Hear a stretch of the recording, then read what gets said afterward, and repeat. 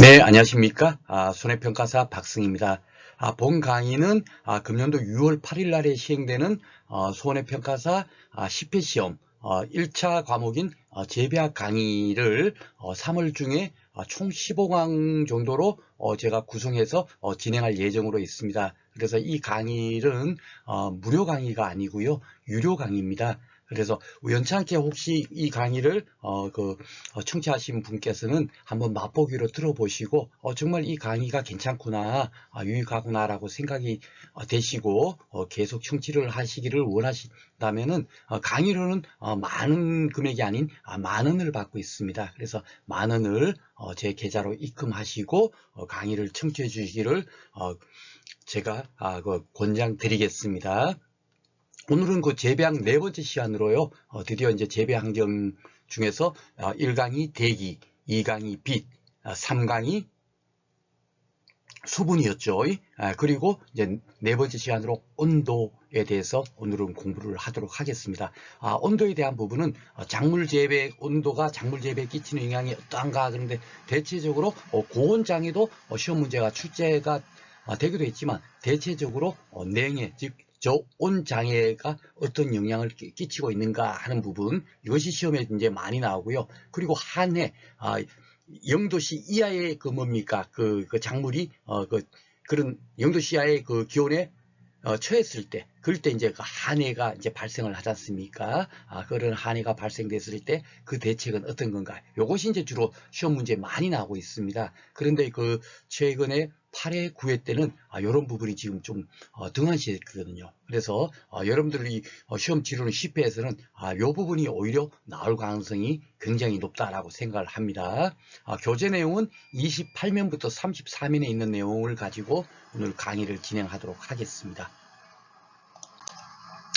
자, 그러니까 재배 이제 보통 이제 뭐 여러 가지 이제 그 구분이 많이 있는데요. 이 부분도 조금 이렇게 좀 이렇게 생뚱맞은 부분이 많이 있습니다. 뭐 유효 적산 온도가 있고 적산 온도가 있고, 근데 이것을 개념을 묻는 문제가 지금까지 나오고 있지 않아요. 1회부터 9회 동안에. 그래서 이런 것이 있구나 정도만 알면 되고요. 온도라는 것이 뭐냐면 항상 보면은 광합성 작용할 때도 적정한 온도가 있어야 된다 그랬죠. 안반응 때, 그렇죠? 적정한 온도가 필요한다. 예, 그것이 이제 생육 적원일 때가 가장 광합성 작용이 활발하게 된다라고 2강 비편에서 우리가 배웠습니다. 그것처럼 온도도 적정한 온도가 있어야 될 거 아닙니까? 작물이 잘 자랄 때. 그것을 보통 이제 그 유호 온도라고 하기도 하고 생육 가능 온도라고 하기도 합니다. 저도 이렇게 네이버에 여러 가지 이렇게 검색을 많이 했는데 정확한 현재 그 개념이 정립되어 있지 않아요. 그렇지만 기본적으로 우리가 이 정도 이렇게 개념을 정리를 하시면 충분히 풀 수가 있습니다. 이게 생육 가능 온도가 어떻고 한기 온도가 어떻고, 이게 8회 시험 문제에서 나왔고요. 그 전에는 이제 주로 이제 이 내한성이 큰 것이 어떻고 작은 것이 어떻고 이것을 많이 물었습니다. 예, 이런 것을 많이 물었고 했는데 최근의 트렌드가 이제 이 부분도 이제 옮겨주고 있으니까요. 오늘은 이 내용에 대해서도 정확히 한번 따져보도록 하겠습니다. 그래서 보통 이제 뭐 작물이 있다 하면 뭐 벼다, 뭐 사과다 그러면 기본적으로 그 생육이 최저 온도가 몇 도씨 아 정도부터 최고 온도 그것이 있을 거 아닙니까? 그죠? 예, 막 쉽게 봐서 영상 70도 막 이런 데서 잘 자랄 수는 없잖아요. 그죠? 예, 그러니까 최고 온도가 있을 거고 최저 온도가 있을 겁니다. 그런 것을 생육 가능 온도다라고 여러분들께서 그냥 이해를 하시면 됩니다. 그것을 갖고 유효 온도라 그러고, 최적 온도라는 거는 뭡니까? 가장 적당한 온도거죠. 최적화된 온도다, 뭐 그런 의미지 않습니까? 그러니까 작물 생육에 가장 좋은 거, 예, 그러니까 생육 적온이라고 해도 됩니다. 예, 그것과 동일한 의미가 되겠고요. 적산 온도와 유효 적산 온도는 여러분들께서 교재 내용 그냥 가볍게 읽어보십시오. 이거는 큰 의미가 없습니다. 재배학과 관련해서 그렇게 뭐 중요시한 내용이 아니고, 이거는 뭐 농학을 연구하시는 분들께서 적산 온도가 어떻고 유효 적산 온도가 어떻고 이런 것을 이제 그 기술했는데, 저도 완전히 빼려고 하다 보니까 또 여러분들이 공부하시는 분들께서 조금 이제 애매한 부분이 있어서 제가 집어넣었지만 아직까지 이런 부분이 우리 그 재배학 시험에 전혀 필요하지 않다라고 생각돼서 구태여 제가 그 뭡니까 오늘 이 강의에서는 설명을 생략하도록 하겠습니다. 그리고 이제 주로 이제 한기온도 이게 이제 많이 예전에 많이 출제가 됐어요. 예, 이것도 따지고 보면 뭐 생육 가능 온도랑 비슷한 그런 개념입니다. 네, 그런데 이제 그 개념은 조금 이제 뭡니까 아주 애매한 부분이 있더라도 한계 온도다라고 여러분들께서 그 기억을 하시면 되겠고요. 최저 한계 온도와 최고 한계 온도 이상에서는 작물이 생육을 멈추게 된다. 요 부분과도 거의 일맥상통하죠. 그런데 시험이 이렇게 지금 나오고 있으니까 우리가 같이 이제 개념을 정립해 놓으면 좋겠습니다. 그래서 이제 주로 이제 사과 같으면 영하 30도가 되면은 뭡니까 그 생장을 멈추게 되나요? 봐요. 그리고 서양배는 27도씨, 복숭아는 20도씨, 유로포도는 15도씨. 이런 데서 이제 생장을 멈춘대요. 그러니까 요 몇 도에서 멈추냐 이걸 묻는 게 아니고 가장 뭡니까 내한성이 큰 게 뭐냐? 내한성이 가장 작은 게 뭐냐? 뭐 이렇게 묻고 있습니다. 시험 문제는. 그래서 제가 일부러 이제 사진까지 이걸 뭐 기억하기 어렵지 않습니까? 그러다 보니까 교재도 이렇게 사진을 제가 실었어요. 그래서 사과 같은 경우가 가장 이렇게 내한성이 크고 그 다음에 배. 우리가 그 손해평가사 2차 시험 공부를 하면 뭡니까 저가수 이제 그 착가수 조사를 하는 게 이제 그 네 가지가 있어요. 사과, 배, 단감, 떨금감 그렇게 네 가지가 있는데 사과, 배, 요것이 이제 좀 뭡니까 좀 더 크구나. 그 다음에 이제 포복자를 그 다음에 공부를 하거든요. 그러니까 포도가 가장 뭡니까 이게 추위에 약하겠죠, 그죠? 배보다도 더 약하게 생겼잖아요. 그래서 포도, 복숭아, 배, 사과 이렇게 그림으로 하나 이렇게 연상으로 하나 이렇게 떠올리면 좋겠습니다. 이거 구태 뭐 이렇게 몇 도시까지든 외울 이유는 없는 것 같고요. 그리고 생육조건은 광합성 편에서도 미리 그 뭡니까 살펴봤습니다만 생육의 생장과 발육의 가장 적당한 온도 그러니까 가장 잘 자랄 수 있는 알맞은 온도를 이렇게 말하겠죠. 근데 이 생육조건이 각각 뭡니까 작물마다 다 다르겠죠. 어떤 거는 뭐 영상 25도가 좋을 수도 있고 어떤 거는 영상 10도가 좋을 수가 있고요. 그렇죠? 다 다를 겁니다. 그렇죠? 그래서 구태여 뭐 작물별로 이건 몇 도씨가 생육조건이다 하고까지는 외울 필요는 없고 작물마다 좀 다른데 작물이 가장 잘 자랄 수 있는 알맞은 온도를 생육조건이라고 한다라고 이해를 하시면 되겠습니다. 이거는 문제를 풀면서 다시 한번 또 정리를 해볼 수 있죠. 자, 문제가 나온 거 이제 한번 보겠습니다. 작물 재배 중에서 2회나 2회, 3회, 5회 이렇게 꾸준하게 나오죠. 예, 온도의 영향으로 관한 설명으로 옳은 것은 그랬습니다. 조직 내 결빙이 생겨. 요건 이제 동해 부분에 가면 이제 배웁니다. 그런데 문제가 여기 같이 이렇게 연결되어 있다 보니까 제가 여기다 이제 지금 설명을 드리게요. 탈수로 인해 피해가 발생하는 것을 냉해라고 한다 하는 게 이게 그 결빙이 생긴 것은 동해입니다. 동해 얼어버리는 거죠. 냉해라는 거는 쉽게 말해서 막 열대 뭐 이렇게 그 작물 같은 경우는 영상 10도에도 냉해 피해를 입을 수가 있어요. 쉽게 말해서 이제 열매가 달리는 거 이런 것들은 쉽게 말해서 굉장히 호온성이거든요. 그러다 보니까 뭐 영상 10도 되더라도 냉해 피해를 받을 수가 있단 말이에요. 예, 그런 걸 냉해라고 하는데 여기는 결빙이 생겼다 하니까 틀렸죠. 동해인데 그렇죠. 세포내 유기물이 생성이 증가하면서 에너지 소비가 심해져서 내열성은 감소한다. 예, 그 에너지 소비가 심해지면은 내열성이 증가를 하겠죠. 그죠? 그래서 이것도 틀린 거고요. 3번은 춘화작용은 처리기간과 상관없이 온도에 영향을 받는다? 처리기간과 상관이 있습니다. 그죠? 어떤 것은 뭐 고온 처리하고 어떤 건 저온 처리하고 그러기 때문에 온도의 영향을 당연하게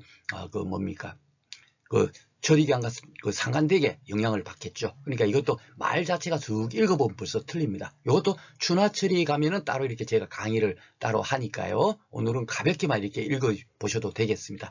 네 번째가 탄소 동화작용의 최적 온도 범위는 호흡작용보다 낮다. 이거는 제가 앞에서도 한번 설명드렸죠. 이게 여기에 이렇게 한번 나왔었네요.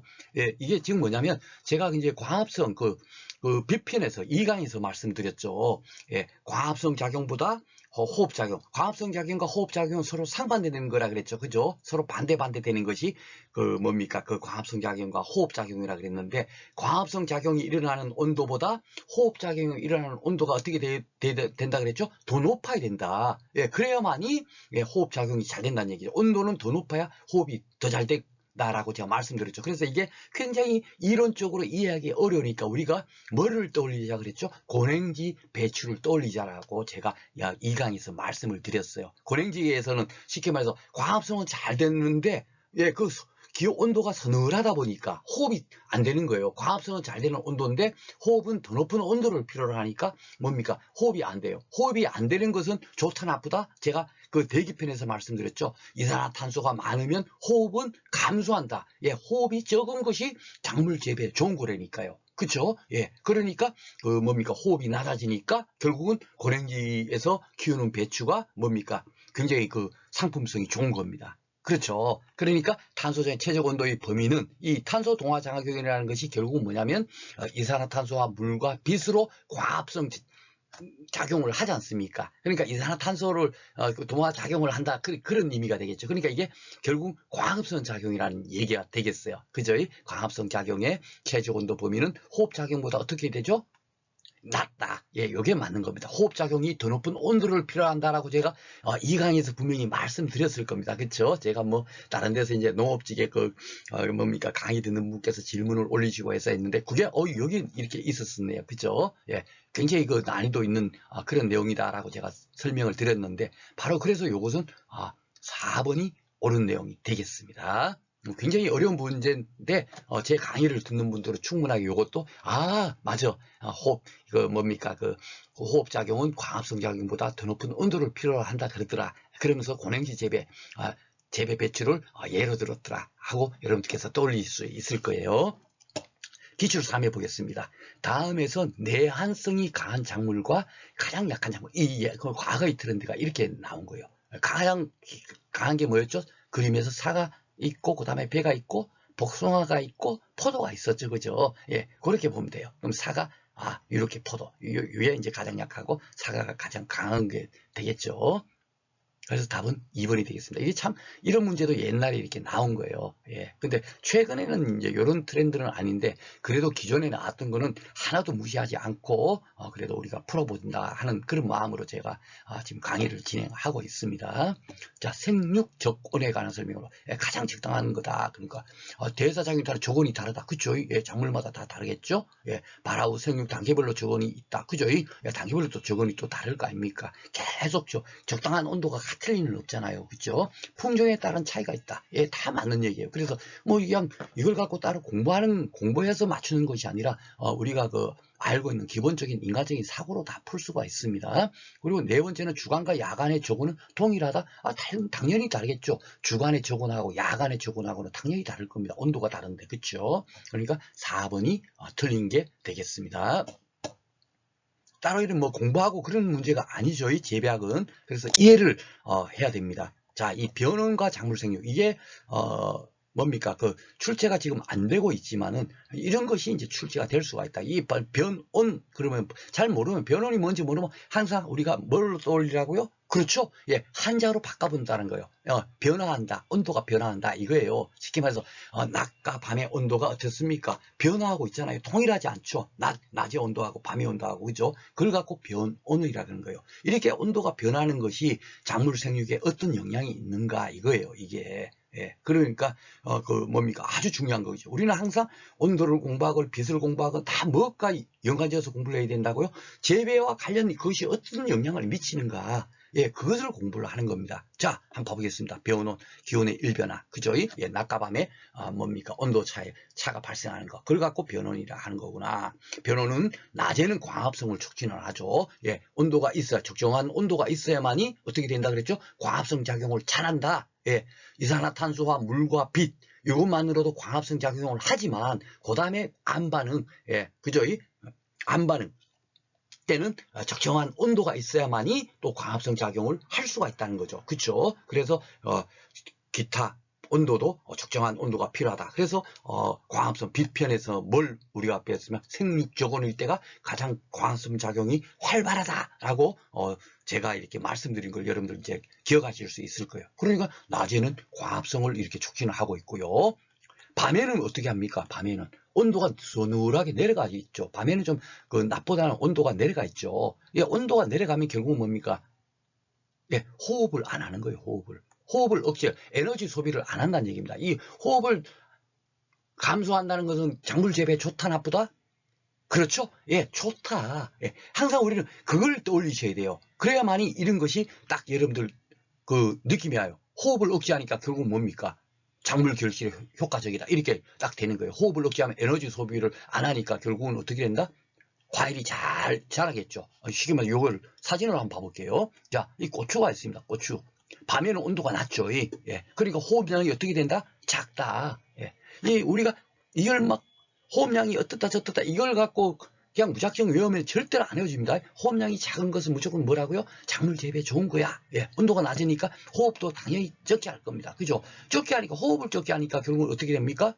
예. 물질 축적량이 증대될 겁니다. 제가 말씀드렸잖아요. 인간이 막 운동을 열심히 하면 호흡이 가빠지고 결국은 뭡니까? 우리가 몸속에 있는 칼로리를 많이 소모를 하겠죠. 예. 그러니까 뭡니까? 물질이 축적이 돼요, 안 돼요? 안 되죠. 예. 빠져나가니까, 그렇죠? 그러니까 호흡이 작아야만이 이렇게 막 이게 고추가 이렇게 튼실하게 잘 자랄 겁니다. 그렇죠? 그러면서 과실 품질이 좋아지는 거예요. 그러니까 변온, 이렇게 기후의 일변화가 결국은 어떻다? 낮과 밤에 그 뭡니까? 온도차가 있는 것은 작물 재배에 좋은 이런 영향을 미치는구나. 아, 이게 작물 결실에 좋구나. 예, 이렇게 여러분들께서 떠올리시는 거예요. 이걸 갖고 막 이론적으로 공부를 하는 게 아니고, 그죠? 예, 그래서 일교차는 작물 재배에 좋다. 여러분께서 기억을 하시고요. 요것도 뭐, 요 내용 그대로 제가 이제 설명을 해놓은 거고요. 요것도 마찬가지고, 그죠? 예. 그리고 이제 그 고냉지에서 배추를 재배하는 이유, 예, 호흡이 적으면 작물 재배에 적합하다. 그죠? 호흡이 적으면 아주 좋은 거야. 예. 그리고 이 호흡이 적게 되려면 이산화탄소는 많아야 되고, 그죠? 예. 또 반대로 그렇게 탁 돌리시면 되죠? 예.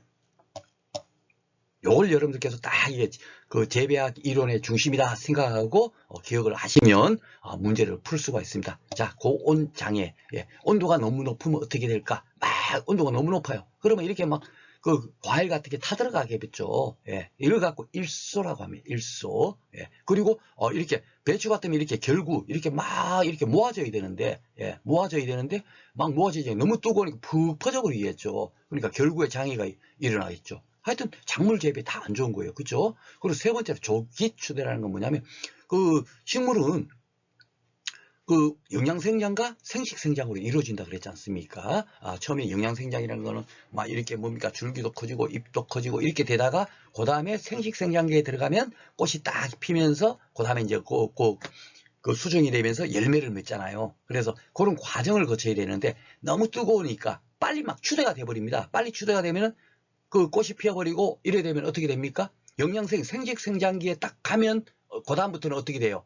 막 잎도 안 커지고 줄기도 안 커지고 이래 됩니다. 예, 영양생장이 멈춰버리는 거예요. 생식생장기로 딱 가게 되면, 그렇죠? 그래 되면 실질적으로 예를 들자면 만약에 들깨를 생산한다. 나는 들깨가 아니고 들깨는 잎을 생산하고 싶어. 그러면 들깨 꽃이 딱 피는 순간에는 들깨는 이파리가 더 이상 자랍니까 안 자랍니까? 안 자라죠. 그러니까 안 좋은 거예요. 작물 재배. 이렇게 너무 빨리 추대되더라도. 그렇죠? 그래서 조기에 추대된 것도 바로 이렇게 너무 뜨거우면 빨리 쭉쭉쭉 자라겠죠. 이것도 안 좋은 거다. 예, 고온장애 영향입니다. 그리고 발화도 막 이게 온도가 너무 뜨거워 버리면 적정한 온도가 돼야 되는데 너무 뜨거워 버리면 발화도 안 되고 착화도 안 되고 뭐 품질도 저하되고 다 하여튼 나쁜 거다라고 생각하시면 되고요. 주로 이제 그 시험 문제에서 정답이 뭐냐면 장애 영향이 아닌 거 돼갖고 추대, 지연 뭐 이런 식으로 바뀌어서 나옵니다. 조기에 추대되는 것이 나쁜 거잖아요. 그죠? 추대가 지연된다. 그럼 반대적인 거죠. 추대가 안 된다는 얘기죠. 이런 것이 이제 답이 되겠습니다. 그래서 막 따로 이렇게 암기하지 마시고 이제 딱 요것만 딱 기억하시면 되기 때문에 제가 사진으로 따라 한번 올려드렸고요. 자, 문제 한번 보겠습니다. 어떻게 출제가 되고 있는지. 4회, 7회 그러니까 보통 2, 3년에 한 번씩은 나왔네요. 동해는 물의 빙점보다, 요 동해는 뒤에 편에 가서 따로 이렇게 공부를 합니다. 어는 거, 그죠? 영도시 이하에서 얼어버리는 피해. 그걸 갖고 동해라고 생각하시면 돼요. 빙점보다 낮은 온도에서 발생한다. 맞고요. 일소 결구장애, 조기추대는 저온장애 증상입니까? 아니죠. 예, 너무 온도가 높을 때, 그럴 때 발생하는 장이잖아요. 지금 바로 앞에 슬라이드에서 봤죠. 그 온장이잖아요. 그죠? 그러니까 요게 틀렸네요. 그죠? 온도에 가서는 내동성이 강한 편에 열대 가서는 그것도 당연하죠. 열대 가서는 뜨거운 온도에서 잘 자라나는데 당연하게 추위에 약하겠죠. 내동성. 예. 추위에 견디는 힘이 약하다. 그죠? 맞고. 서리 피해 방지로는 톱밥 및 왕겨 태우기 등가 있다. 예. 서리 이렇게 피해가 발생하기 자연적으로 어쩔 수 없이 서리가 있을 수밖에 없잖아요. 그럴 때는 톱밥이라든지 왕겨 태워버리면 조금 서리 피해를 거기서 이제 뭡니까 태우니까 열기가 발산되니까 서리 피해 방지가 되겠죠. 7회는 고온장애에 관한 증상. 그죠? 발화불량, 품질지하 다 이렇게 나쁘죠? 이거 보세요. 추대지연이라고 이렇게 나오잖아요. 그죠? 조기 추대인데. 예. 그러니까 답은 4번이 되겠습니다. 자, 그리고 목조의 하고 현상이라는 건 뭐냐면요. 이게 그 기출 3회 한번 나왔어요. 3회 한번 나왔는데 뭐 최근에는 이게 이런 문제는 나오지 않겠지만 기출 문제는 가능하면 다 제가 한번 여러분들하고 이렇게 건드려 드린다라고 생각하고 지금 이제 강연을 만들었기 때문에 조금 시간이 길어지더라도 제가 빠뜨리지 않고 한번 이렇게 풀어드리려고 합니다. 이거는 어떻게 생각하면 되냐면 쉽게 말해서 이제 그 겨울철에 잘 자라는 뭐 이렇게 추위에 잘 자라는 그런 작물이 있을 거 아닙니까? 그렇죠? 그런 만약에 작물이 있다라고 생각하십시오. 그런데 우리나라는 어때요? 예, 겨울만 있는 게 아니고 봄도 있고 여름도 있고 가을도 있고 겨울도 있고 이렇게 사계절이 계속 뭡니까? 변화하고 있잖아요. 그러다 보니까 이 겨울철에 잘 자라는 그런 작물이 있다 치면 그는 만약에 이제 그 여름철에 되면 어떻게 됩니까? 잘 안 자라겠죠. 예, 그걸 갖고 목초에 하고, 예, 여름에 뭐 이렇게 막 이렇게 뭐 고사하는 현상. 그렇게, 요걸 풀면 되겠죠. 하고, 그죠. 여름에 고사하다 할 때, 고사하다는 죽다는 뜻이죠. 예, 죽어버리는 현상. 그렇게 풀면 됩니다. 그래서 내한성이 잘 활동하는 단생 한지형 목초는 여름쯤 생장이 될 때 또는 정지하고 심하면 고사하고 목초 생장이 감소하는 현상. 그죠? 예, 당연하게 여름에 잘 안 자라겠죠. 그걸 갖고 하고 현상이라고 해요. 그래갖고 통상적으로 이제 레드 크로바. 네. 레드 크로바는 바로 이게 뭡니까? 이것도 그 한지형, 네, 추운 데서 잘 자라나 봐요. 그런데 그 여름에는 결국 뭡니까? 하고 현상이 심하게 나타나겠죠. 그쵸?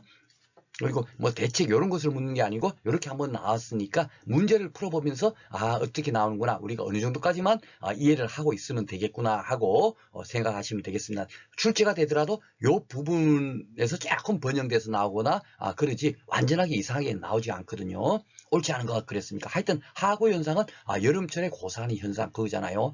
화이트 크로버는 피해가 크고 레드 크로버는 피해가 경미하다 이렇게 돼 있잖아요.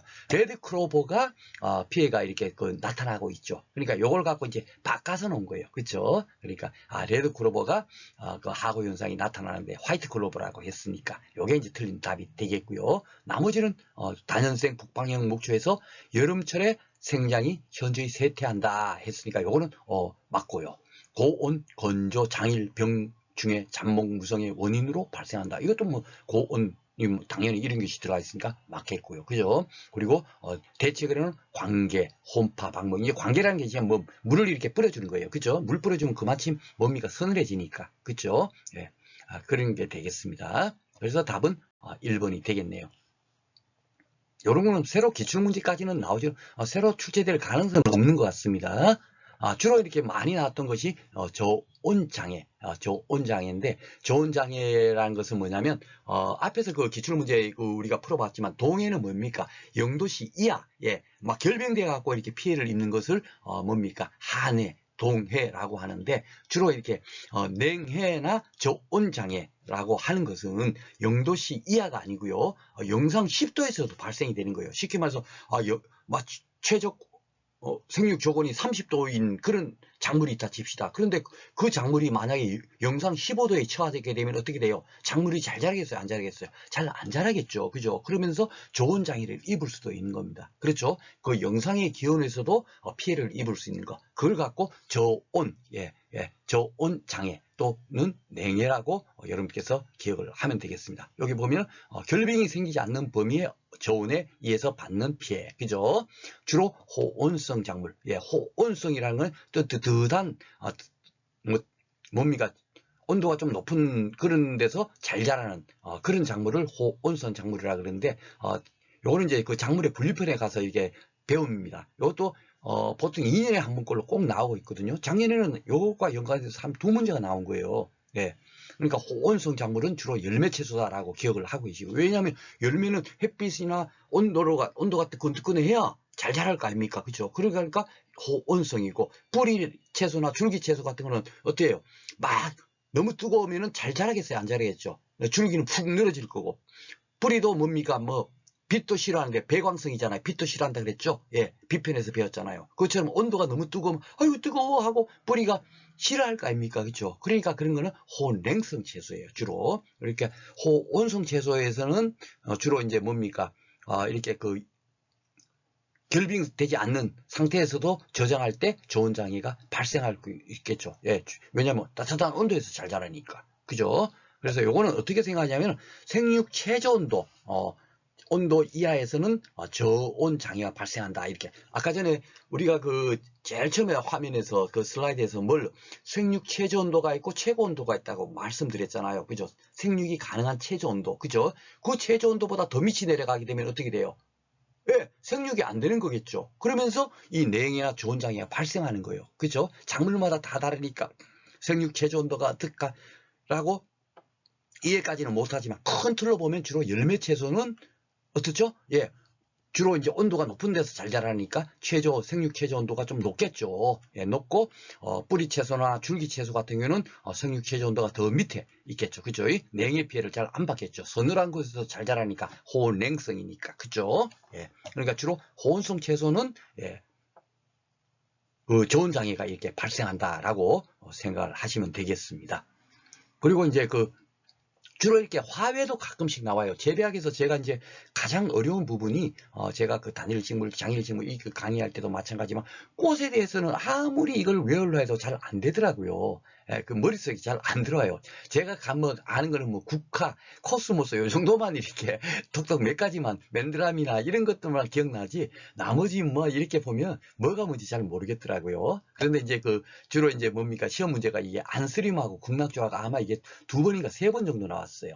예, 영상 4도씨 정도 되는데 그런 온도에 딱 처하게 되면 냉이가 발생을 한대요. 이 극락조화가 안스림이. 그래서 제가 이것도 워낙에 시험 문제 잘 나오니까 제가 사진까지 오려가지고 교재를 이렇게 만들어 봤습니다. 저도 이게 잘 눈에 안 들어오니까 여러분께서도 혹시 저 같은 분이 또 계실 수가 있잖아요. 그래서 참조하시라고 사진을 같이 오려 붙여서 편집을 했습니다. 자, 문제 한번 보겠습니다. 요거는 이제 꾸준하게 4, 5, 7 벌써 봐보세요. 그죠? 꾸준하게 나오고 있죠? 예, 4에 나온 거 한번 보겠습니다. 화요일을 수확하여서 4도씨, 예, 저장고에 2주간 저장했어요. 출하 유통하려 했더니 저장기온과 달리 저온 장애 발생했어요. 그게 뭐냐 이거예요. 뭐죠? 예, 안스림하고 극락조화. 그걸 어쩔 수 없이 외울 수밖에 없어요. 그쵸? 이것이 시험, 야, 이게 뭐 그리 중요한데, 이렇게 생각할 필요가 없습니다. 이게 나왔으니까. 그죠? 그리고 5회 때, 4회 때기 나왔는데 5회 때는 또 뭐가 나왔나요? 예, 2도씨에서 저장인데 저온장애 발생된다. 그 다음에 뭐죠? 예, 극락조화예요. 예, 쉽게 말해서 우리가 뭐 국화나 이런 건 가을에 피는 꽃이니까 가을에 뭐 그 뭡니까 그 온도가 그렇게 뭐 높지는 않잖아요. 그런데 잘 자라죠, 그렇죠? 근데 극락조화는 그 뭡니까 열대성 식물이기 때문에 저온장애에 처한답니다. 그래서 안스림, 극락조화 이것이 이렇게 시험 문제 나왔고 4회, 5회 나오다 6회 때 안 나오다 7회 때는 4도시 저장시 저온장애 발생한 절하류로 짝지어진 거 이게 합쳐서 나온 거죠. 극락조화하고 안스림 그죠? 예. 그러니까 우리가 기출 문제를 제가 일일이 시간이 많이 소요됨에도 불구하고 이론만 갖고 설명하지 않고 기출문제를 더 중점적으로 풀어드는 이유가 바로 이거예요. 그래서 이렇게 나오고 있구나 하는 것을 여러분들께 싹 느끼시면 야 내가 뭘 공부해야 되겠구나 어디까지 딱 이렇게 이해를 하고 있으면 되겠구나 하는 것이 여러분들이 탁 느껴지지 않습니까? 그죠? 그것을 여러분들께 제가 전달해 드리는 거예요. 예, 제가 무슨 지식을 전달하는 것이 아니고 그러니까 딱 뽑으면 이렇게 진짜 정말 기출문제가 계속 나오는구나. 이거 뭐 그리 중요한데 했는데도 불구하고 계속 이렇게 나오고 있죠. 그리고 8회, 9회 안 나왔지만은 10회 또 다시 이제 그 뭡니까 같이 연결해서 또 이렇게 나올 수가 있겠죠. 9회 때는 계속 하회로 이렇게 나오다가 9회 때는 드디어 최소편으로 바뀐 거예요. 예, 그렇게 바뀌었습니다. 그거는 9회 제가 기출문제 풀면서 한번 살펴보도록 하겠습니다. 어떻게 바뀌었는지. 그러니까 다 그 툴로 나오는 겁니다. 자, 냉이 분류도 이게 꾸준하게 나오고 있는데 8회, 9회 때 지금 안 나오고 있어요. 그러니까 여러분들 요것은 10회에 나올 가능성이 굉장히 높다. 한 90% 정도 된다. 그렇게 생각하면 됩니다. 그래서 이게 지연형 냉해가 어떻고 장애형 냉해가 어떻고 그냥 이렇게 읽어갖고 외우려고 하면 이게 어떤 의미인지 안 들어와요. 사실.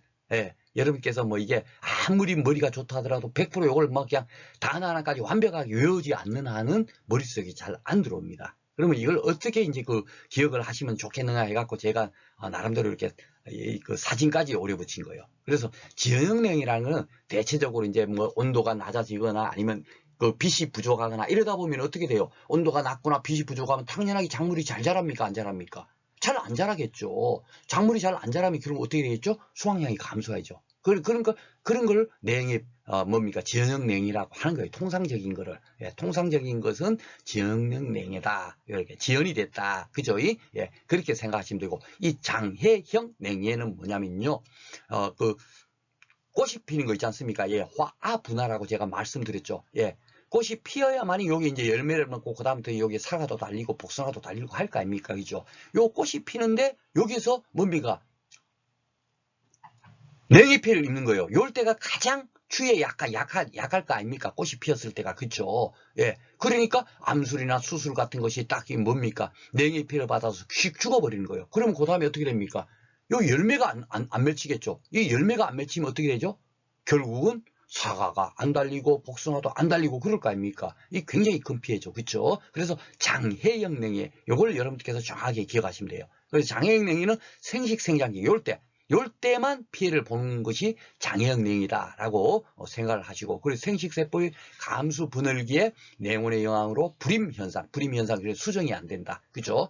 그런 것을 장애형 냉이라고 하면 됩니다. 주로 시험 문제는 지연형 냉이가 뭐냐, 장애형 냉이가 뭐냐, 이거를 구분하는 문제로 출제가 되고 있어요. 뭐 병해형은 당연히 병충해 이렇게 뭐 발생을 조장하는 그런 유형이 병해형이 되겠죠. 그죠? 예, 지원에 처해갖고 병충해 발생이 될 수도 있으니까. 그리고 혼합은 이런 모든 것이 다 이렇게 혼합된 게 혼합형 냉이일 거고. 그래서 주로 시험 문제 나오는 건 요 두 가지만 정확하게 구분을 하면 됩니다. 자, 장애형 냉이 꼭 기억하십시오. 지연형은 대체적으로 통상적인 거, 영양생장기도 뭐 이렇게 피해를 입을 수 있고, 이렇게 통상적으로 뭡니까? 뭐 내원이라든지 그 좀 빛이 부족한다든지 이럴 때는 다 지연형이고요. 장애형 냉이는 쉽게 말해서 꽃이 딱 이렇게 피어 있는데 갑자기 이렇게 뭡니까? 그 저온에 처함으로써 그 암술 수술이 죽어가지고 수정이 안 돼 갖고 피해를 입는 거. 그걸 갖고 장애형 냉이다. 그렇게만 딱 기억 떠올리시면 됩니다. 아셨죠? 그래서 일부러 제가 사진까지 붙였어요. 금년에 나올 가능성이 굉장히 높습니다. 그리고 냉해 및 동해의 형태, 뭐 사실 이제 냉해하고 이제 동해는 좀 큰 차이가 있죠. 이거는 얼은 상태에서 피해를 입는 거고, 이건 얼지 않은 상태에서 피해를 입은 거지만 통상적으로 이것이 시험 문제 나왔다 보니까 지문이 요거는 그래도 뭡니까 교재에 꼭 실어야 되겠다 해갖고 제가 따로 이렇게 정리를 했어요. 그런데 이 정리한 내용이 결국은 작년 9회에 또 다시 출제가 된 겁니다. 과거에 출제됐던 문제가 또 나온 거예요. 예. 그래서 그 뭡니까 배나무의 경우는 그 따뜻한 지역에서 늦술의 피해가 많고, 핵가류는 늦술의 피해에 민감해서 잎눈이 꽃눈보다 내한성이 강하다. 이렇게 이 과거에 출제됐던 그 지문이 그대로입니다. 그대로 제가 한 거예요. 왜냐하면 또다시 되돌입돼서 또다시 나오니까. 그러니까 작년에 9회 또 이게 나온 거죠. 그죠? 그리고 요 잎눈. 이 잎눈이 왜 꽃눈보다 내한성이 강하다.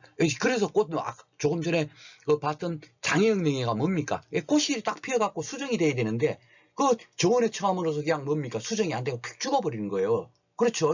그러니까 꽃이 피었을 때 그럴 때가 뭡니까? 내한성이 약하겠죠. 추위에 약할 겁니다. 그죠? 예, 잎이라는 건 그 잎은 어느 정도 추워도 그냥 쉽게 안 죽겠죠. 그죠? 그러니까 잎눈이 꽃눈보다 내한성이 강하다. 이렇게 여러분께서 이해를 하시면 돼요.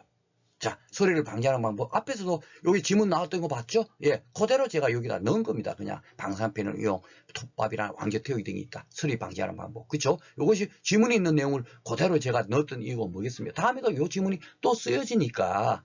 그래서 제가 교재에 실은 거고요. 과수는 발익기에 내한성이 굉장히 약해가지고 영하 1도 4도씨에서 피해를 입어요. 그렇지만은 휴먼기가 되면 내한성이 강해진다. 왜 휴먼기에 되면 강해지냐? 이것도 어떻게 여러분들께서 이해하시면 되냐면요. 막 이렇게 고음 같은 경우는 어때요? 막 추워지면 어떻게 되죠? 동면 겨울잠을 자지 않습니까? 그죠? 그러면서 추위를 극복한단 말이에요. 그러니까 이 휴먼기 때가 굉장히 내한성이 도래하게 강해진다. 그렇게 여러분께서 이해를 하시면 되겠습니다. 자, 그러면은 출제 나왔던 문제 한번 보겠습니다. 자, 3회 때 나왔던 건데요. 다음이 설명한 냉해 이를 물었죠. 냉온에 대한 저항성이 약한 시기인 감수분열기에 저온에 노출된 수분 수정이 안 된다. 그러니까 벌써 이건 뭡니까? 장해형이 되겠죠. 그죠? 예, 장해형이 되겠고, 냉온에 의한 생육부진으로 외부 병균에 침입됐어요. 그러니까 이거는 뭐겠습니까? 예, 병해형이 되겠죠. 그죠? 예, 그래서 답은 쉽게 3번 찾을 수가 있겠습니다.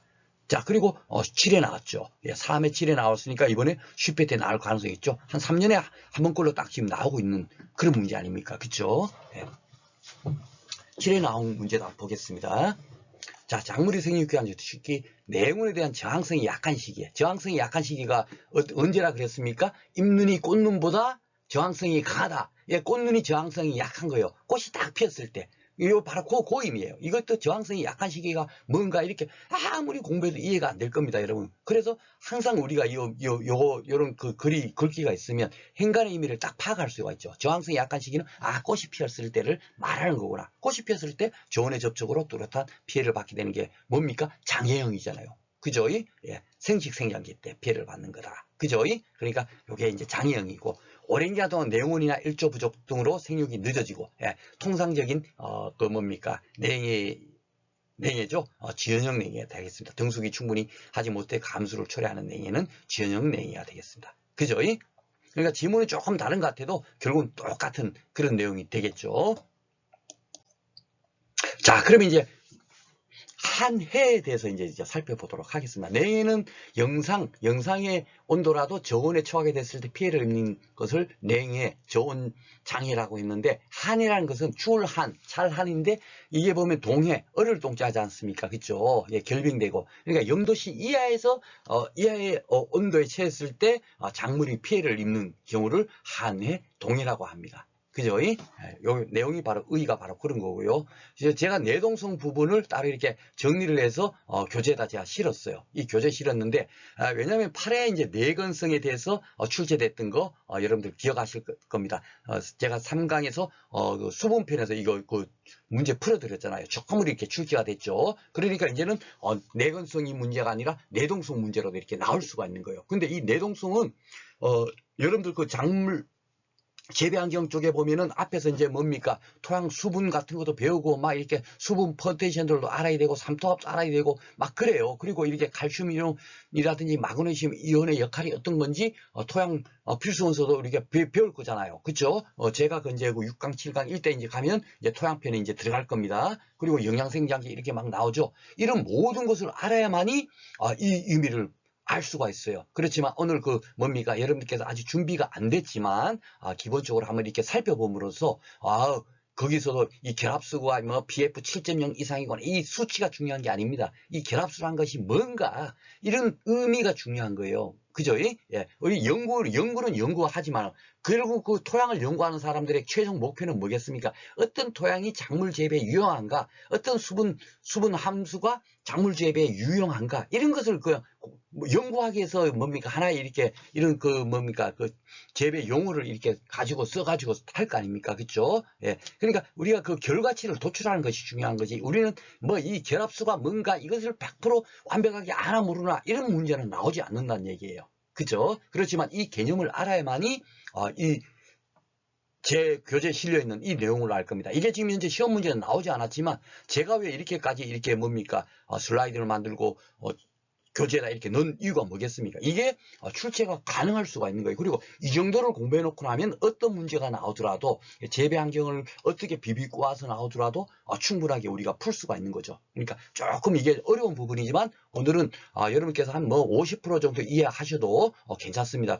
그렇지만 그 다음에 이제 뭡니까? 계속 강의를 듣다 보면 충분하게 이해가 됩니다.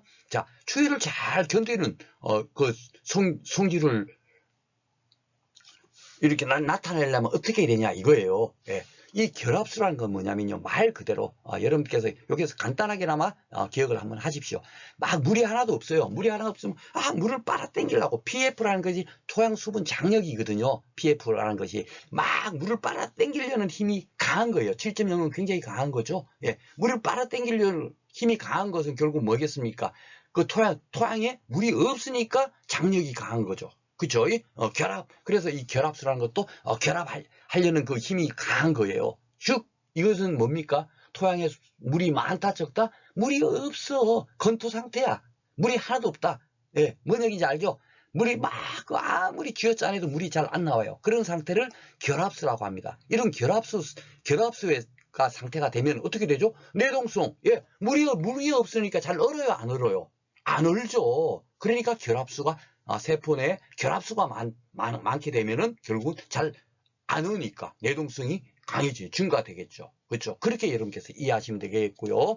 세포에게 삼투압이 높다. 이 삼투압도 막 여러분들 그 네이버 막 검색하고 해봐봐야 머리가 쥐가 날 겁니다. 근데 이 수분 포텐셜을 여러분들께서 먼저 이제 아셔야 되는데, 이것도 제가 또 이제 토양판에 가면 설명을 드려요. 근데 이것도 어떻게 기억하시면 되냐면, 뭐 이걸 갖고 이어 학문적으로 공부를 할 이유가 없습니다. 수분 포텐셜이 높으면은 무조건 높고 뭡니까? 물이 많은 것은 수분 포텐셜이 높다라고 여러분들께서 기억하시면 돼요. 예. 뭔 얘기인지 알죠? 포텐셜이 뭐 이게 에너지 뭐 이런 의미지 않습니까? 물이 많으면 수분 포텐셜이 높아요. 그런데 삼투압은 또 반대적인 개념입니다. 물이 없어야만이 그 압력이 그 뭡니까? 강하게 되겠죠. 예. 그죠? 그래서 삼투압은 물이 도리어 없다. 그 삼투압이 높다는 것은 물이 별로 없는 상태예요. 그죠? 그러니까 삼투압이 높을 때는 물이 없으니까 내동성 중과 요인이 되겠죠. 그죠? 그리고 이제 당의 함량이 높다. 예, 당이라고 하면 여러분 그냥 뭐 설탕이라고 생각하시면 됩니다. 설탕의 함량이 뭡니까? 그 많아요. 작물제 그 수분에. 그러면 그 설탕이 많으면 설탕물이 잘 옵니까? 안 옵니까? 잘 안 얼죠. 그러니까 당의 함량이 높으면 내동성이 증가되는 거예요. 그렇죠? 그리고 칼슘 이온, 그러면 칼슘은 생장과 발육에 이제 지대한 영향을 미치고 있거든요. 예, 이런 것들도 뭡니까? 칼슘 비료를 뿌려주면 내동성이 강해지겠죠. 그러니까 비료를 뿌려주는 거예요. 인위적으로. 예, 자연에서 우리가 공급이 안 되니까 인위적으로 만들어서 비료를 뿌려주죠. 그죠? 그리고 포복성 작물들도 주로 이제 뭡니까? 이게 막 땅에서 이렇게 덩굴처럼 해갖고 이렇게 자라는 거 있잖아요. 호박, 수박, 고구마 이런 거요. 예, 그런 것들은 추위를 잘 견딘 그런 작물입니다. 그리고 영양생장기, 제가 그 앞에서도 그 뭡니까 장애영명회가 언제 그 뭡니까 그 저온 장애가 발생한다 그랬죠? 그렇죠. 꽃이 다 피었을 때 그럴 때 이제 수정하려고 그러는데 수술이나 암술이 팍 죽어버리는 거예요. 예, 저온에 처하면서. 그러니까 그 뭡니까 꽃눈이 딱 이렇게 만들어졌을 때가 가장 내동성이 약하겠죠. 그러니까 그때가 꽃눈이 딱 만들어지는 거는 뭐라고요? 제가 앞에서도 몇 번 설명드렸죠. 생식생장기, 그죠? 생식생장기에 들어가 버렸잖아요. 예, 영양생장기는 줄기나 잎이나 이런 것이 쭉쭉쭉 커지는 것이 영양생장이고, 생식생장기는 꽃이 딱 피면서 수정을 해가지고 그 다음에 이제 뭡니까 열매를 맺는 거, 그걸 갖고 생식생장기라고 말씀드렸죠. 생식생장기에는 뭡니까? 그러니까 그 장애명에도 입는 것처럼 굉장히 그 뭡니까 내동성이 약해요. 그러니까 영양생장기에는 도리어 내동성이 강하다. 이렇게 여러분들께서 기억을 하시면 딱 좋겠죠. 이런 걸 딱 이렇게 알면 앞에서 그 나왔던 문제도 그냥 뭡니까 처음 보는 문제 같아도 충분하게 우리가 풀 수 있는 거예요. 그래서 제가 시간이 걸리더라도 다 이렇게 풀어드립니다. 그리고 경화, 이 경화는 주로 이렇게 육묘편에서 한 두세 문제 정도가 나왔어요. 두세 번 나오고 여기서도 한 문제가 나왔는데, 이 경화를 여러분들께서 네이버를 딱 검색을 해봐 보세요. 뭐 농학 용어적으로 경화가 이렇다 하고 설명해 놓은 게 하나도 없습니다. 예, 백과사전에도 없고 어학사전에도 없고 경화라는 게 그런 것이 없어요. 이게 그런데 이 경화가 이게 그 재배학에서 경화가 어떻게 읽혀지냐면 제가 그 경화라고 해가지고 앞에서 한번 설명을 드렸죠. 그 뭡니까 그 온도가 막 이렇게 갑자기 이렇게 비편에서 말씀드렸네요. 예, 육묘해갖고 그 다음에 이제 뭐를 이렇게 이식해야 되는데 그냥 아무런 그런 그 환경의 변화 없이 그대로 육묘했던 묘를 그대로 그냥 모내기를 해버리면 어떻게 되죠? 환경이 딱 변화하면서 뭐가 잘 안 자라버리잖아요. 그죠? 그러면서 그 비편에서 뭐가 발생한다 그랬죠? 백합묘가 발생한다 그랬어요. 그죠? 그래서 어느 정도 기간 동안 그 환경에 적응할 수 있도록 조금씩 이렇게 뭡니까? 순치시켜주는 그런 과정을 경화라고 하는 거예요. 뭔 얘기인지 알죠? 그 재배학에서는. 그러니까 그 환경에 적응할 수 있도록 만들어주는 준비 과정이다. 예, 그렇게 생각하면 됩니다. 그러니까 여기서도 월동작물이 어도시야의 저온에 계속 처하게 되면 내동성이 커진다. 예, 쉽게 말해서 우리가 그 사람이 갑자기 뭡니까 그 추위가 팍 닥치면은 영상 4도여도 어떻습니까? 아우 추워 그러잖아요. 그런데 어느 정도 딱 적응이 돼요. 예, 겨울이 어느 정도 적응이 됐습니다. 그러면 영하 10도가 돼도 그냥 아유 오늘 또 뭐 똑같네 어제랑 하고 적응이 되는 상태에서 괜찮습니까? 그렇죠? 그런 것을 경화라고 한다라고 생각하시면 됩니다.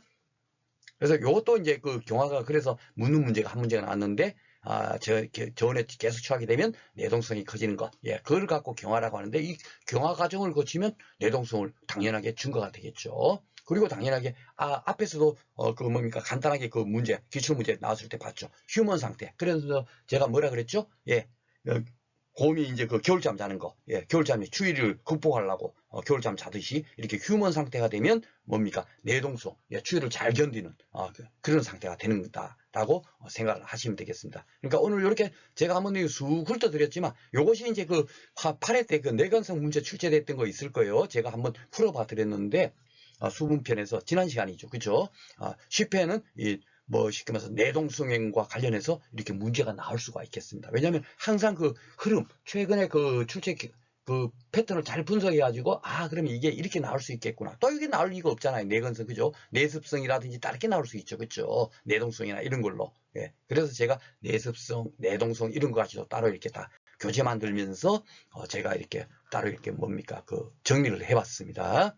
이 정도만 알고 계시면 충분하게 문제를 풀어요. 이해를 하셔야 됩니다.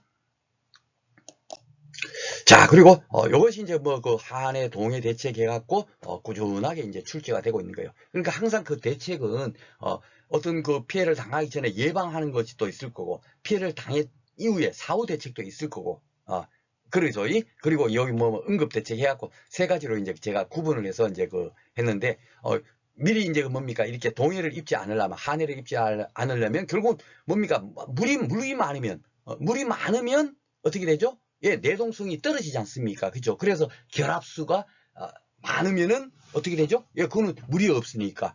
그 앞에서 제가 뭐라 그랬죠? 예, 내동성이 증가한다라고 제가 앞에서 따로 정리를 했잖아요. 바로 앞에 슬라이드에서. 그죠? 그러니까 물이 많으면 당연하게 한해 피해가 많을 거예요. 그죠? 그러니까 그 토양 과습을 물이 좀 없도록 이렇게 하고요. 강전정을 피하기, 전정을 너무 많이 이렇게 쳐버리면 그것도 이제 한해 피해를 입을 수가 있죠. 그리고 분지 각도를 넓게 한다는 것은 일부러 제가 사진까지 이렇게 딱 찍어서 했는데, 이 가지 있잖아요.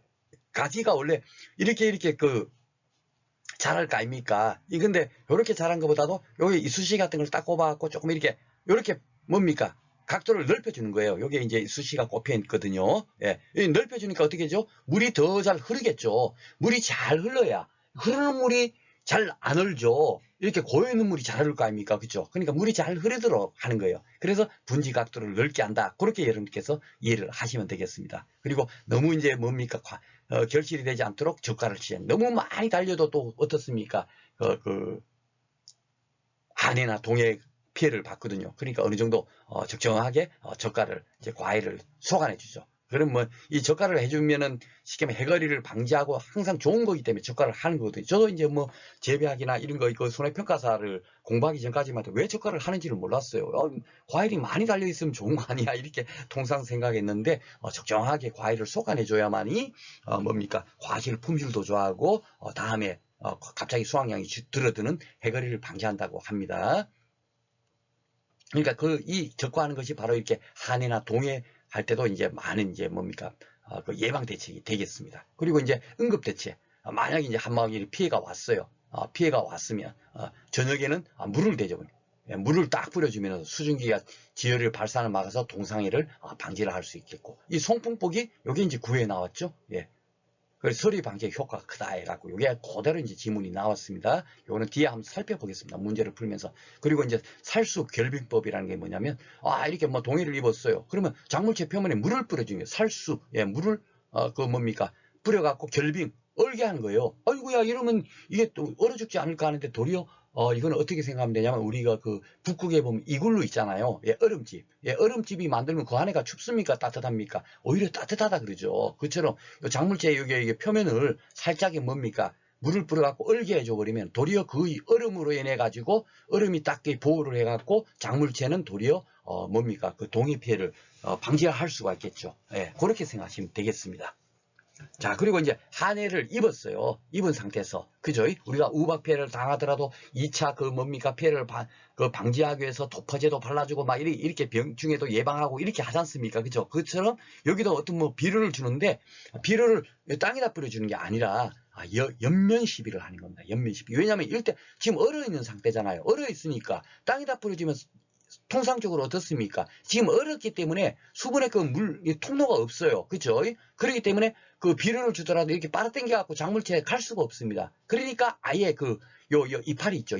옆면이라는 거, 요 이파리에다 그대로 시비를 해주면 여기서 또 하면은, 뭡니까? 금방금방 이렇게 치유가 되겠죠. 예, 그래서 옆면 시비를 한다라고 생각하시면 됩니다. 이것도 옆면 시비도 시험 문제가 한 두세 번 정도가 출제가 됐어요. 아셨죠? 그러니까 이것도 뒤에 편에서 재배 관리 쪽에 가면 따로 이렇게 딱 모아가지고 어떻게 출제되고 있는가, 그리고 우리가 알아야 될 거, 시비 관리에서 알아야 될 게는 이런 부분을 알아야 되겠구나 하는 것도 따로 정리해서 강의를 하도록 하겠습니다. 여기서는 주로 이제 뭡니까, 이렇게 예문이 나왔을 때 이것이 뭐 우리가 시비 관리해서 갖고 그걸 갖고 문제가 나오는 게 아니라 그랬죠. 종합적으로 알아야 되는 그런 문제들로 지금 출제가 되고 있으니까 여기서 옆면 시비로 가는구나. 네, 그죠? 네.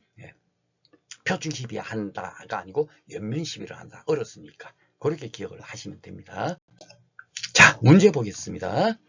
자, 동해 및 상해. 예, 동해 상해니까 이게 영도시야. 그죠? 그럴 때 이제 피해된 것은 틀린 것을 고르세요. 인데, 이래 때문에 배나무 꽃이 일찍 피는, 요 앞에서 이 문제 봤죠? 늦슬피 많이 받아. 헷갈리 늦슬피 민감하다. 그죠? 요걸 갖고, 요런 지문을 갖고 제가 이제 책을 따로 이렇게 정리를 한 거예요. 그리고 설을 방지하는 방법은 방사편 이용, 완결 태우기, 이거 앞에서도 있었죠. 그죠? 또 지문을 그대로 써먹잖아요. 그죠? 그러니까 제가 그대로 옮기는 겁니다. 예, 교재에서. 그 기출문제 그 예문을 갖고, 자, 꽃눈이 잎눈보다 내한성이 강하다. 이게 벌써 틀린 거죠. 그죠? 꽃눈이 약하니까 어떻게 되죠? 장애형 명의를 입잖아요. 꽃눈은 굉장히 약하다. 그 온도에. 그죠? 그러니까 이게 벌써 틀렸네요. 자, 기출 오해가 옳게 나열한 것은 요 예문이 이번에 9회 때 그대로 났어요. 그대로. 예. 그래서 제가 이게 뭐 그렇게 중요한 데가 아니고 이렇게 기출문제가 나온 거는 제가 하나도 빠짐없이 다 풀어드리고 그 이해를 할 수 있도록 제가 설명드리는 이유가 바로 그겁니다. 1회 5회 나오고 바로 9회 나온 거예요. 이제 금년에는 안 나오겠죠. 그쵸? 예. 그래서 제가 그동안에 나왔던 문제를 하나도 빠짐없이 풀어드린 이유, 여러분들 잘 이제 그 이해를 하실 겁니다.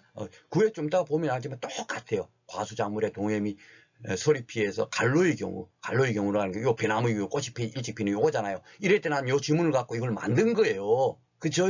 그러니까 이 지문에 대한 것을 뭐든지 하나도 빠짐없이 우리가 공부를 해야 되겠다. 어떻게라도 또 관련지어서 이렇게 문제를 만들거든요. 그죠? 일찍 비는 따뜻한 지역에서 늦술의 피해가 많이 일어난다. 요걸 갖고 그대로 이제 넣은 거고요. 최근에 온난화의 영향으로 개화기가 빨라져 갈로에서 소리 피해가 번번하게 발생한다. 그런데 여기 보면은 헷갈리는 늦술의 피해에 민감하다 있죠. 요 지문을, 이럴 때는 요 지문을 갖고 그 다음에 여기에다 넣은 겁니다. 그러니까 여기는 헷갈리고 되겠고, 그쵸? 예.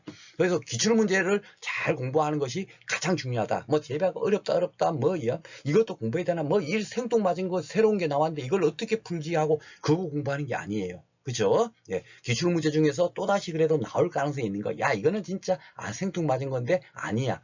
이거는 생뚱맞은 게 아니라, 이제 앞으로 이런 쪽으로 나올 것 같네. 하는 것은 우리가 집중적으로 더 많은 부분을 투입해가 공부를 해야 되겠죠. 그렇죠? 제 지금 강의는 그렇게 지금 현재 준비가 돼 있어요.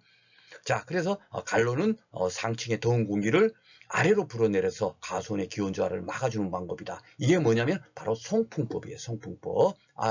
바로 앞에 슬라이드에서 봤죠. 송풍법. 그죠? 예. 그리고 5회 나온 게 보면서 낙엽 가수는 가을 로하기환이 자연적으로 기온 저하와 함께 내한성 증대로서 점진적으로 전해 노출된 이게 뭐냐 했는데 이 경화예요. 육매에서 한 2문제가 나왔는데 여기서는 또 이렇게 뭡니까 이 내한성 증대 이걸로 해갖고 이렇게 나온 겁니다. 그러니까 경화가 여러분들께서 뭐 이게 뭐 사전적으로 농학이 이론적으로 야 어떤 거다라고 정확하게 나와 있지 않아요. 그래서 제가 앞에서 설명드렸잖아요. 예, 환경이 달라지게 될 때 갑작스럽게 환경이 변화되면은 안 좋으니까 그것을 환경에 적응하도록 준비하는 과정을 경화라고 한다. 그렇게 여러분들께서 이해를 하시면 되겠습니다. 육매편에 가면 2문제 또 나온 거 한번 볼 거예요. 자, 기출 6회. A 농가가 과수작물 재배 시 동해를 하기 위해 실시한 조치하는 거예요. 동해 예방, 뭐 사전적 예방이 있었고, 응급 예방 대책이 있고, 사후 대책이 있었고, 그랬잖아요. 그죠? 과실 수확 전에 토지, 이것도 다시 질소를 시비하다 나왔네요. 자, 질소를 시비하면, 그래서 제가 막 이걸 갖고 막 외우려고 하시면 절대로 안 됩니다. 그랬죠. 질소는 뭐라고요? 딱 네 글자로, 여러분, 그렇죠. 영양, 생장. 제가 그랬잖아요. 질소 비료를 뿌려주면 잎이 잘 자라고 줄기가 잘 자라고 키가 잘 자라고 이것이 질소 비료잖아요. 그러니까 그 질소 비료 뿌려주면 강풍이 불면 쉽게 쓰러지겠죠. 그렇죠. 그러면서 일강에서 제일 먼저 질소 비료를 시비하면 안 됩니다. 예. 그죠? 시비한다. 그것이 이제 강풍 대책에서 틀린 거라고 딱 나왔었고요. 그죠? 그리고 그 수분, 예, 막 이렇게 습해, 건조해가 발생했는데 질소비료를 뿌려주면 어떻게 되죠? 예, 작물이 팍팍팍팍 자라니까, 안 그래도 수분이 없는데, 그 뭡니까? 수분을 빨아당겨 버리니까 안 되는 거죠. 거기서도 아마 질소, 비료가 또 나왔던 것 같아요. 그리고 여기서 또 나오지 않습니까? 그죠? 이제는 뭡니까? 이게 온도편에서도 나오는 거예요. 질소비료를 시험하면, 결국 질소비료가 뭐라고요? 영양생장이니까. 영양생장이 팍팍팍팍팍 돼버리면 어떻게 됩니까? 안 되는 거죠. 그죠? 예. 왜냐면 왜 안 되겠어요? 막 키가 막 팍팍팍팍 크고 이파리가 팍팍 커지고 하면 세포가 어떻게 되죠? 예. 막 이렇게 막 물도 많이 빨아당겨야 많이 그 영양생장이 될 거 아니에요. 그러면 그 세포의 내 수분 함량이 많아지겠죠. 막 클라고 하니까 그 물도 많이 빨아먹고 할 거 아닙니까? 그러면은 그 수분 함량이 많아지면은 그 영도 CI 저온에 처하게 되면 어떻게 되죠? 그대로 얼어버릴 거 아닙니까? 그러니까 질소를 시비한다 하는 것이 틀린 거예요. 이래서 푸는 겁니다. 이제 원리를 이해하셔야 재배학을 문제를 쉽게 접근할 수 있다는 것을 여러분들께서 이해하시겠죠. 예, 그래서 제가 강의가 조금 길어지지만은 요런 뭐 사례 같은 걸 자꾸 말씀드리는 거예요. 공부 방법 같은 거, 그죠? 뭐 그냥 요거 읽어주고 야 이렇습니다 해봐봐야 그거는 의미가 없습니다. 그거는 그 단순한 공부고 도저히 그 종합적인 문제가 나면 맞출 수가 없어요. 그런데 요새는 이렇게 이제 뭡니까? 종합적인 사고, 알고 있나 모르고 있나 이런 문제가 지금 나오고 있는 거죠. 그러니까 이게 벌써 틀렸네요. 과다하게 결실되지 않도록 적과실시, 그죠? 예, 과습을 방지를 해야 되죠. 예, 물이 너무 많아버리면 많이 빨아먹어가지고 작물이 결국 뭡니까? 수분이 많으면 그 다음에 쉽게 얼죠, 그죠? 예, 강경제를 패하고 분지각도를 넓게 한다. 이것도 제가 일부러 요걸 이해하도록 하기 위해서 사진까지 오려 붙인 거 기억나시죠? 예, 그래갖고 이쑤시개 딱 꼽았고 그래야만 물이 잘 흐르니까 물 잘 흐르는 것이 잘 안 흐르겠죠, 그죠? 예방할 수 있는 뭡니까? 대책이 되겠습니다. 그러니까 기출문제, 요 6번 문제는 아주 좋은 문제 같아요. 제가 볼 때는. 앞으로도 이런 문제가 이제 꾸준하게 나오라고 생각을 합니다.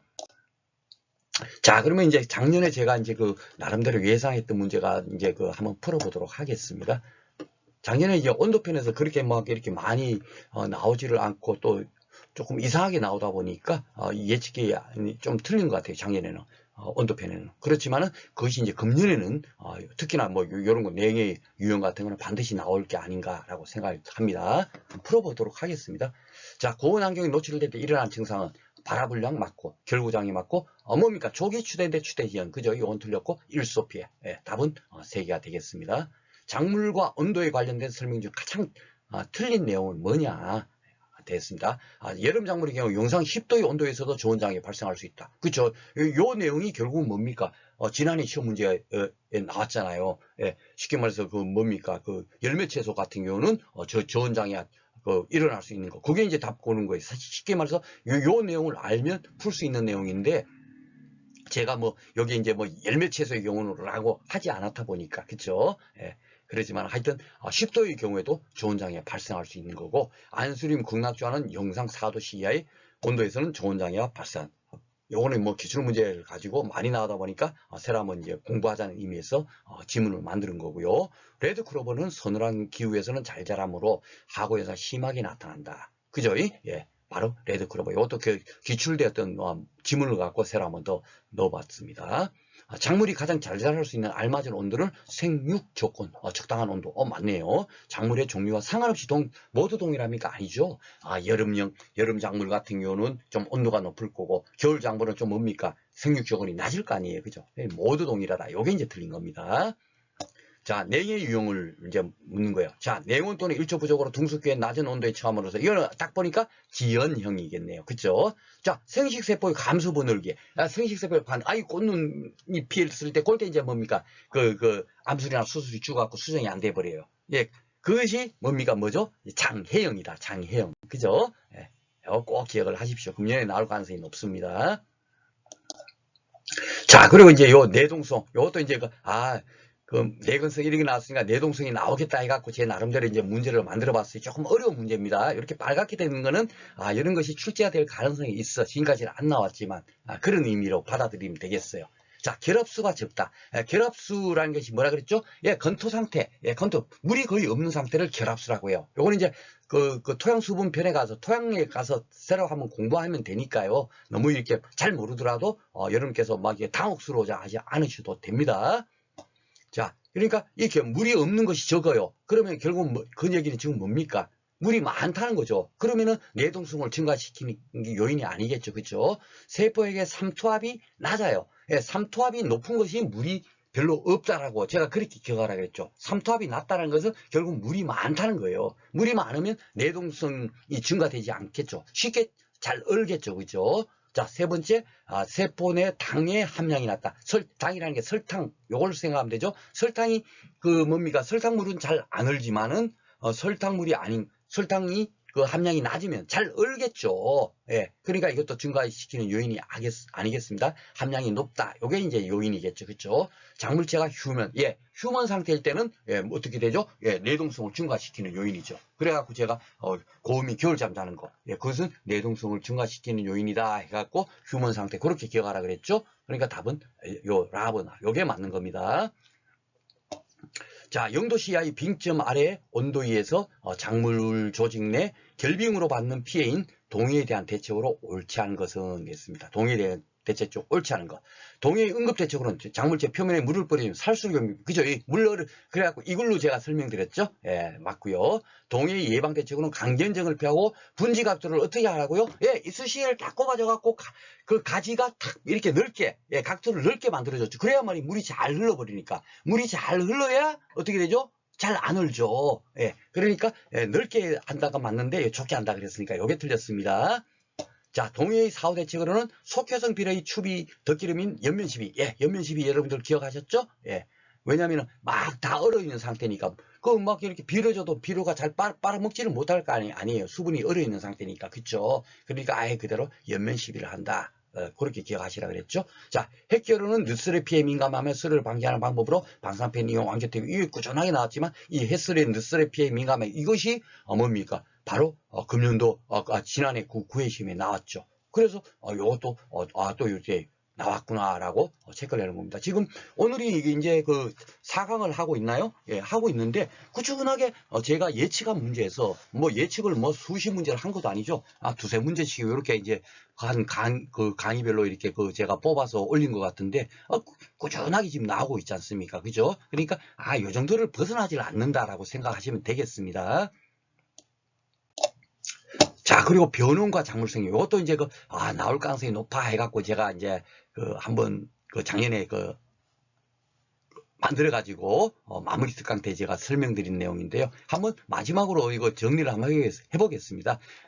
금년도에도 이게 나올 가능성이 있거든요. 이제 조금 이제 어려운 부분으로 나오면 변온이라는 건 이제 기후 이렇게 잘 알죠? 낮과 밤의 온도가 달라지는 거. 그것은 결국은 어떻다? 작물 재배에 좋은 거야. 낮과 밤의 온도가 달라지는 거. 그쵸? 낮에는 어떻게 되죠? 온도가 높으면 광합성이 잘 되죠. 온도가 적정한 온도가 돼 있어야만이 안반응을 일으켜갖고 광합성 작용을 하지 않습니까? 그러니까 광합성은 잘 되는 거고. 밤에는 어떻게 되죠? 온도가 딱 낮아지면 어떻게 되죠? 호흡을 잘해요, 안 해요? 호흡은 광합성 작용보다 더 높은 온도를 필요로 하잖아요. 근데 밤에는 온도가 내려가면은 광합성도 안 될 뿐더러 당연하게 온도가 내려가니까 호흡도 안 되겠죠. 그렇게 되죠. 호흡은 도리어 억제가 돼요. 그쵸? 그러니까 호흡이 억제되면서 작물 결실이 오히려 효과적이다. 참 이게 자연의 원리가 참 너무너무 신기하죠.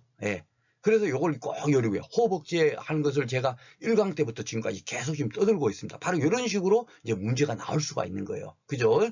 이게 아주 재배학의 원리 가장 기본적인 거, 그것을 아느냐 모르느냐를 묻는 문제로 이제 출제될 수 있는 그런 문제가 되겠습니다.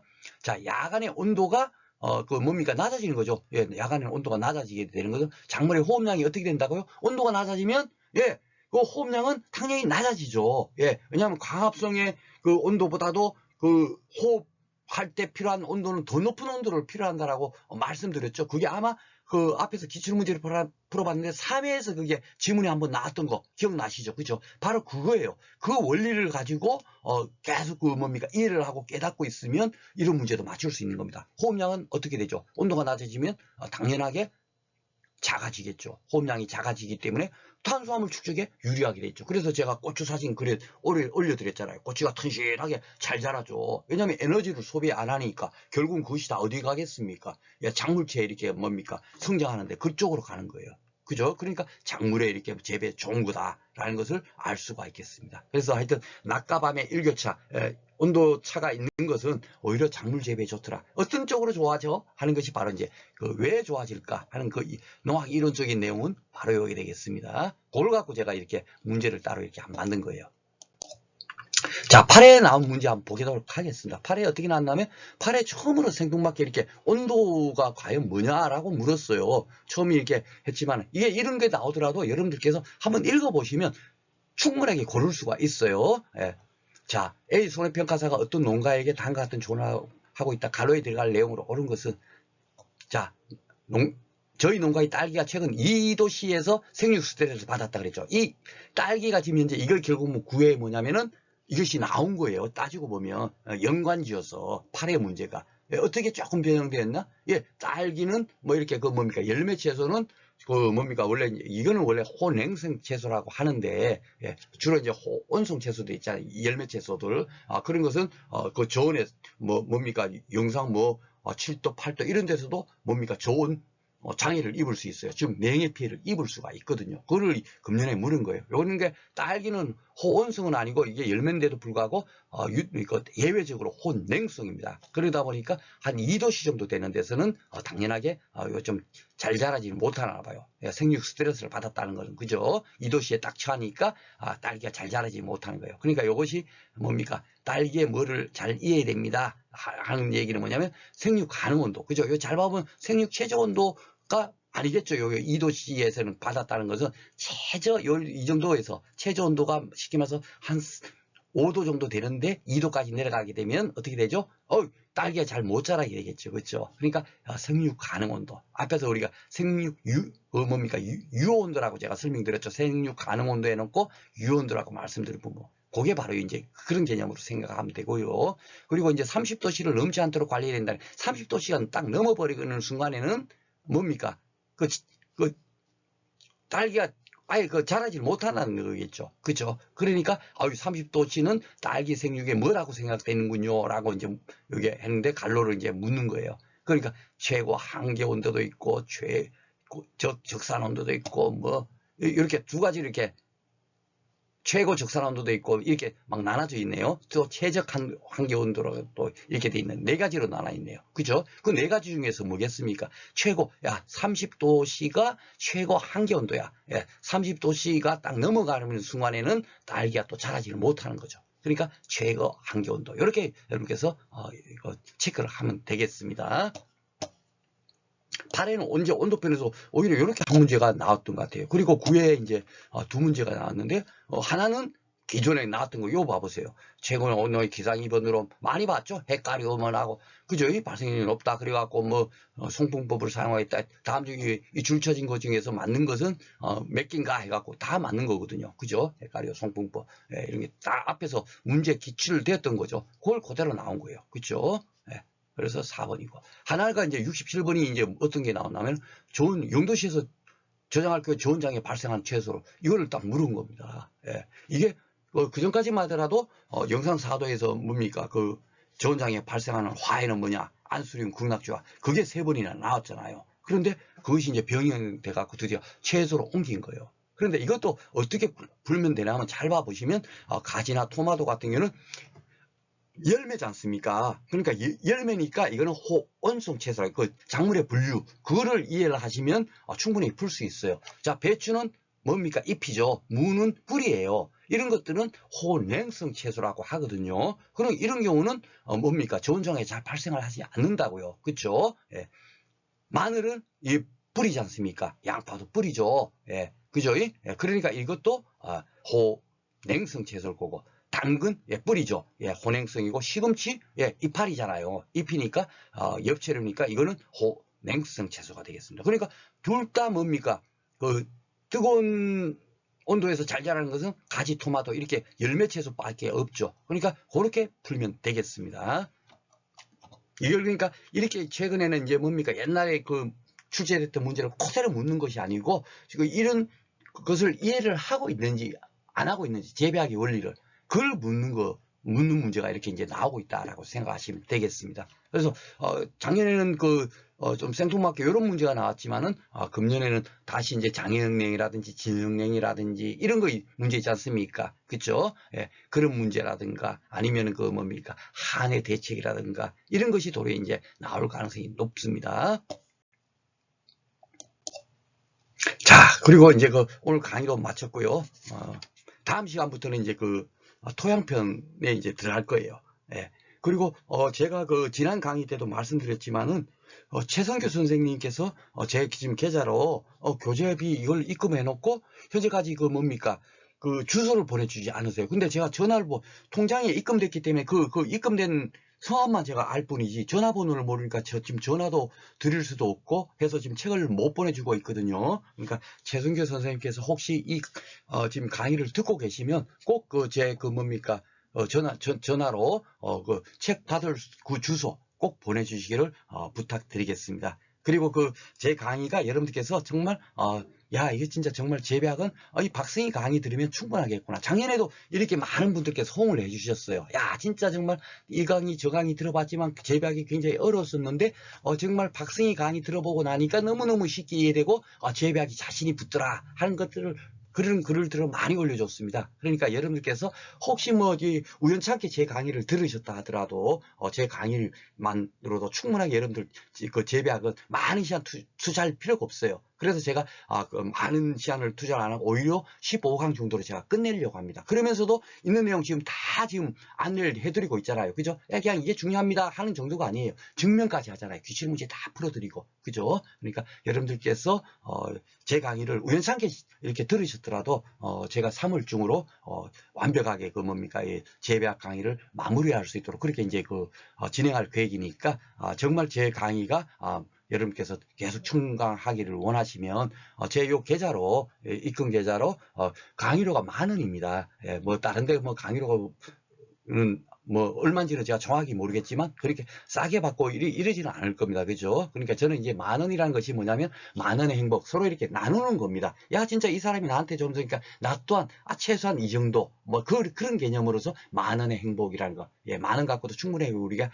행복을 나눌 수가 있잖아요. 예, 그런 의미에서 강의료도 10,000원으로 제가 책정을 했으니까 꼭 이왕이면은 꼭 10,000원을 입금을 해주시고 강의를 들으셨으면 감사하겠습니다. 오늘도 공부하시느라고 수고 많으셨습니다.